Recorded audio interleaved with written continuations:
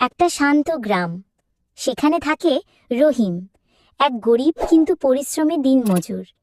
তার ছোট্ট ঘরটায় স্ত্রী আর 1 বছর বয়সী সন্তান। ঘরের আঙিনায় বাঁধা আছে একখানা গরু, যেটাই যেন তাদের সম্পদের একমাত্র নিদর্শন। রহিমের কাজ খুবই সাধারণ। এক দোকান থেকে চালের বস্তা কাঁধে তুলে অন্য দোকানে পৌঁছে দেওয়া। দিনের পর দিন একই কাজ করে যায় সে। ঘামে ভিজে যায় জামা, কাঁধে পড়ে যায় দাগ, তবু মুখে থাকে হাসি।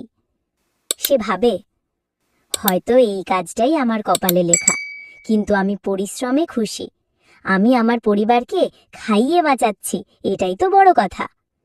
তার স্ত্রী কখনো কখনো বলে, আমাদের অবস্থা খারাপ, কবে আরাম হবে? রহিম মৃদু হেসে উত্তর দেয়, ধৈর্য ধরো, পরিশ্রম বৃথা যায় না, একদিন আমরাও ভালো থাকব। এইভাবে কঠিন জীবনের মাঝেও রহিম নিজের মুখের হাসি আর আশা ধরে রাখে।